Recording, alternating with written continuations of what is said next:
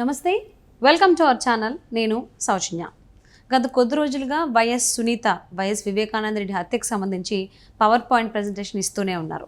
So దీనికి సంబంధించి చాలా రోజుల తర్వాత YS Avinash Reddy press meet పెట్టి మాట్లాడారు.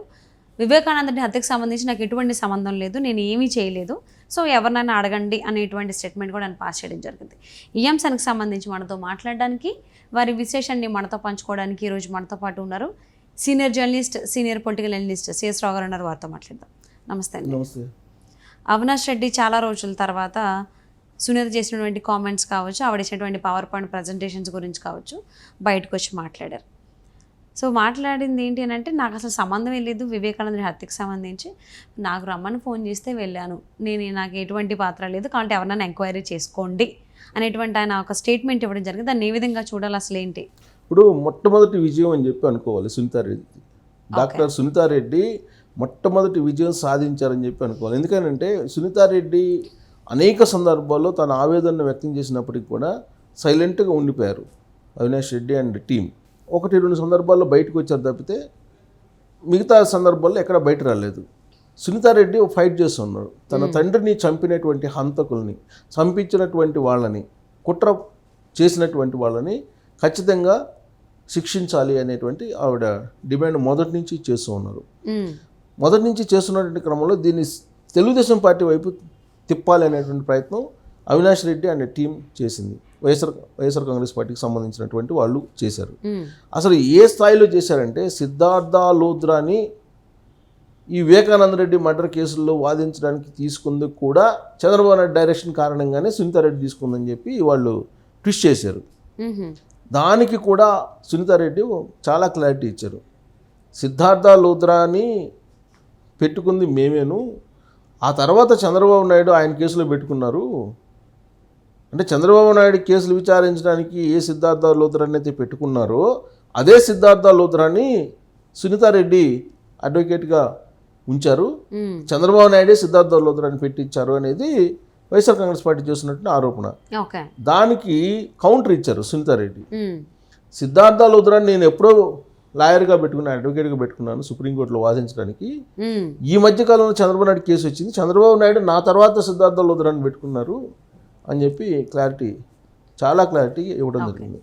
సునీతారెడ్డి ఇచ్చినటువంటి పవర్ పాయింట్ ప్రజెంటేషన్ ఏదైతే ఉందో మంగళవారం రోజు, ఆ పవర్ పాయింట్ ప్రజెంటేషన్ చూసిన తర్వాత వైఎస్ఆర్ కాంగ్రెస్ పార్టీలో ఒక రకమైనటువంటి ఆందోళన దడ మొదలైంది. కారణం ఏంటంటే, పిన్ టు పిన్ అసలు వివేకానంద రెడ్డి మర్డర్ కేసులో ఏం జరిగింది అనేది క్లియర్గా ఎక్స్ప్లెయిన్ చేశారు ఆవిడ. తర్వాత ఫోన్ కాల్స్ ఎవరెవరి దగ్గర నుంచి వెళ్ళాయి, తర్వాత ఫోన్ చాట్స్ ఏ టైంలో ఎవరు ఎంత మాట్లాడుకున్నారు, ఏ టైంలో భాస్కర్ రెడ్డికి ఫోన్ వెళ్ళింది అవినాష్ రెడ్డి నుంచి, అవినాష్ రెడ్డి గంగిరెడ్డి ఏం మాట్లాడుకున్నారు, లేదంటే అవినాష్ రెడ్డి సునీల్ యాదవ్ ఏం మాట్లాడుకున్నారు, అవినాష్ రెడ్డి కిరణ్ యాదవ్ ఏం మాట్లాడుకున్నారు, ఇవన్నీ కూడా క్లియర్గా శివశంకర్ రెడ్డి ఆయన ఎప్పుడు ఫోన్ చేశాడు ఈయనకి అవినాష్ రెడ్డికి, మళ్ళీ అవినాష్ రెడ్డి మళ్ళీ ఎప్పుడు చేశారు, మళ్ళీ శివశంకర్ రెడ్డి ఫోన్ చేశాడు. ఒక 4 అవర్స్లో ఎర్లీ మార్నింగ్ ఈ మర్డర్ జరిగిన తర్వాత నుంచి మళ్ళీ 10-11 గంటల దాకా వీళ్ళు ఏం మాట్లాడుకున్నారు అనేది మొత్తం క్లియర్గా మొత్తం డేటా తీసి చూపించారు పవర్ పాయింట్ ప్రజెంటేషన్లో. ఆ డేటా మీద అవినాష్ రెడ్డి వివరణ ఇచ్చేటువంటి ప్రయత్నం చేసి ప్రెస్ మీట్ పెట్టాడు. ప్రెస్ మీట్ పెట్టి ఆయన అది ట్రోల్ అవుతుంది సోషల్ మీడియాలో. ఇది మామూలేను, ఇది చాటింగ్, ఇది చాటింగు, దీన్ని ఏంది చూపించేది, ఇది మామూలు చాటింగేను అని అంటాడు. అసలు ఆయన ఏం చెప్పాలనుకున్నారో పాపం కన్ఫ్యూజ్ అయిపోయి చెప్పినటువంటి వీడియో ఇప్పుడు వైరల్ అవుతుంది. అదే టైంలో 30,000 మంది కూడా వాట్సాప్లో ఉన్నారు, వాళ్ళందరూ కూడా హత్య చేసినట్టేనా అనే కూడా కామెంట్ ఆయన చేశారు. అసలు ఇది మామూలేను, చాటింగ్ అనేది మామూలేదు, ఫోన్ కాల్ మామూలేను, ఆ ఫోన్ చాటింగ్ అనేది లేదంటే వాట్సాప్ చాటింగ్ అనేది కామన్, దీంట్లో ఏముంది అని చెప్పేసి ఆయన చెప్తుంటే సోషల్ మీడియాలో అవినాష్ రెడ్డి కామెంట్ని ఆడుకుంటున్నారు ఇవాళ.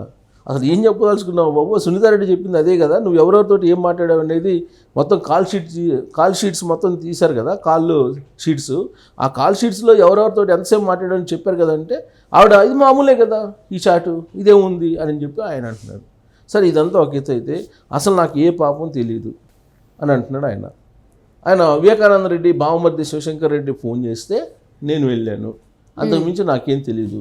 నేను వెళ్ళిన తర్వాత నేను వెళ్ళేటప్పటికి గంగిరెడ్డి వచ్చారు, గంగిరెడ్డి తన పని తను చేశాడు, నాకేం సంబంధం లేదు అని చెప్పి చెప్తాడు ఆయన చెప్పిన మాటలు ఏంటంటే క్లుప్తంగా నేను చెప్తా. ప్రెస్ మీట్లో ఆయన ఏం చెప్పాడు వరుసగానే నేను చదివి వినిపిస్తాను. ఆయన రిపోర్టింగ్, సిబిఐ కక్షపూరితంగా వ్యవహరిస్తుంది అని ఎవరి మీద? అవినాష్ రెడ్డి మీద. ఓకే. సో షర్మిల సునీతలు నిరాధారమైన ఆరోపణలు, సునీత షర్మిల తాజాగా చేస్తున్నటువంటి ఆరోపణలన్నీ నిరాధారం అని చెప్పి చెప్తున్నాడు ఆయన.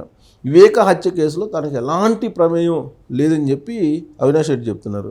సో ఇక్కడ కడపలో విలేకరుల సమావేశం పెట్టి సునీత తనపైన లేనివి ఉన్నట్టు, ఉన్నవి లేనట్టు పవర్ పాయింట్ ప్రజెంటేషన్ ఇచ్చారని చెప్పి చెప్పుకొచ్చారు.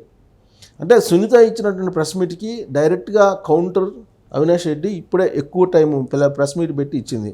గతంలో ఒకసారి పెట్టారు, ఒకసారి పెట్టి మీ ఇష్టం వచ్చినట్టు రాసుకోండి, మీ ఇష్టం వచ్చినట్టు ఊహాగానాలు చేసుకుని నేను రెస్పాండ్ కాను ప్రతిసారి, ఆ దేవుడికి తెలుసు నాకు తెలుసు అని చెప్పి ఈయన కూడా మన జగన్మోహన్ రెడ్డి డైలాగుల్లాగా మాట్లాడారు. ఆ తర్వాత మళ్ళీ కనపడలా, మళ్ళీ ఇప్పుడే ప్రెస్ మీట్ ముందు కనపడింది. సరే, హత్య కేసులో నిందితుడైన దస్తగిరిని అప్రూవ్డ్గా చేసిన విధానం అందరూ గమనించాలి, బలవంతంగా అప్రూవ్డ్గా మార్చారు సిబిఐ అనేది ఆయన చెప్తున్నాడు. ఎవరిని? దస్తగిరిని. తర్వాత బెయిల్ పిటిషన్ మీద సునీత సిబిఐ ఎలాంటి అభ్యంతరం తెలపలేదు. దస్తగిరి బెయిల్ పిటిషన్ ఇస్తే ఎందుకు తెలపలేదు, సిబిఐ తెలపలేదు, సునీతారెడ్డి తెలపలేదు, ఎందుకు తెలపలేదు అంటే వీళ్ళ మధ్య చీకటి ఒప్పందం ఉంది, దస్తగిరి అప్రూవ్డ్గా మారడం వెనుక చాలా కథ ఉందని చెప్పి ఆయన చెప్తాడు. తర్వాత సిబిఐ, సునీత, దస్తగిరి వీళ్ళందరూ లాలూచి పడ్డారు, లాలూచి పడి ఏ పాపం తెలియని నా మీద అభాండాలు మోపుతున్నారు అని చెప్పి ఆయన చెప్తున్నారు. దస్తగిరి ఇచ్చినటువంటి వాంగ్మూలంలో కొన్ని రోజులు అయ్యాక తనది కాదని సునీత చెప్తే సిబిఐ ఎలా అంగీకరిస్తుంది? ఇచ్చిన సునీత ఒకసారి వాంగ్మూలం ఇచ్చింది, ఆ తర్వాత నేను అది అలా కాదని చెప్పి చెప్తే సిబిఐ అంగీకరించింది, ఎలా అంగీకరిస్తుంది అని చెప్పి ఆయన అడుగుతున్నాడు. వివేక మరణించిన ముందు రోజు 11 గంటల వరకు జగన్ సీఎం కావాలని, తనని ఎంపీ చేయాలని వివేకానంద రెడ్డి ప్రచారం చేశారని ఆయన గుర్తు చేశారు. ముందు రోజు రాత్రి 11 గంటల వరకు ప్రచారం చేశాడు. అలాంటప్పుడు ఇది పొలిటికల్ మర్డర్ ఎలా అవుతుంది? నన్ను ఎంపీ చేయాలని ప్రయత్నం చేశాడు కదా ఆయన అని చెప్పి చెబుతున్నారు. ఈ కేసులో వాంగ్మూలాలు చాలామంది తీసుకున్నారు. సునీత తనకు బెయిల్ వచ్చాక 2023 మే తర్వాత సవరణలు చేస్తూ మొత్తం 13 సార్లు వాంగ్మూలం ఇచ్చింది సునీత. ఈ 13 సార్లు వాంగ్మూలం ఇచ్చిన దాన్ని ఎలా తీసుకుంది? వాంగ్మూలం ఎన్నిసార్లు ఇస్తారా అని చెప్పి ఆయన అడుగుతున్నారు. ఈ కేసులో తీసుకున్న వాంగ్మూలాలు ఇంకా ఏ కేసులో తీసుకోలేదు ఇన్నిసార్లు అని చెప్పి చెప్తున్నారు. హత్య విషయం అవినాష్కు ముందే తెలుసని, మూడో వ్యక్తి ఫోన్ చేస్తే వెళ్ళి సాక్ష్యాలు చేరవేసని సునీత చెప్తున్నారు. తనకు ఫోన్ చేసినటువంటి శివప్రకాష్ రెడ్డి వివేక బావమర్ది, శివప్రకాష్ రెడ్డి అనే అతను వివేక బావమర్ది, ఆయన మూడో వ్యక్తి ఎలా అవుతాడు? కాదు కదా అని చెప్పి ఆయన ప్రశ్నిస్తాడు. వివేక చనిపోయారని శివప్రకాష్ రెడ్డి చెబితే జమ్మలమడుగు వెళ్తున్న తాను వెనక్కి మళ్ళీ తిరిగి వచ్చానని చెప్పి చెబుతున్నాడు. తాను వెళ్ళాక ఎర్ర గంగిరెడ్డి అక్కడికి వచ్చారని, సిబిఐ సునీత విచారణను అనుకూలంగా మార్చుకొని కావాల్సిన సమాధానం రాయించుకొని నిందలు మోపుతున్నారని చెప్పి చెబుతుంది. సిబిఐని మ్యానిపులేట్ చేసిందంట సునీతారెడ్డి. సో ఈయన చెప్పిన దాంట్లో భాస్కర్ రెడ్డి తన తండ్రి ఏడాదికి జైల్లో ఉన్నారు, ఏ పాపం చేయకుండా అని బాధపడ్డారు. ఈయన చెప్పిన దాంట్లో సిబిఐని సునీతనే మ్యానిపులేట్ చేసిందంట. అంటే అధికారం ఎవరితుంది? జగన్మోహన్ రెడ్డిదా, సునీతారెడ్డిదా? జగన్మోహన్ రెడ్డి. ఎంపీ ఎవరు? అవినాష్ రెడ్డా లేకపోతే సునీతారెడ్డా? పవర్స్ ఎవరికి ఉంటాయి? సో అంటే ఆల్మోస్ట్ ఈ వివేకానంద రెడ్డి హత్య కేసు అవినాష్ రెడ్డికి కావచ్చు, జగన్మోహన్ రెడ్డి కావచ్చు బూమరాంగ్ అవుతుందని చెప్పేసి అని చెప్పకనే వాళ్ళు చెప్తున్నట్టుగా అనిపిస్తూ ఉంది. సో చూద్దామండి ఇంకెన్ని మాటలు తప్పులు తడబడుతూ ఉంటాయో, వయసు షర్మిల మాటల వల్ల కావచ్చు, సునీత ప్రజెంటేషన్స్ వల్ల కావచ్చు. చూద్దాం ఏం జరుగుతుంది ఏంటి అని. Thank you so much CS Rao గారు. Thank you.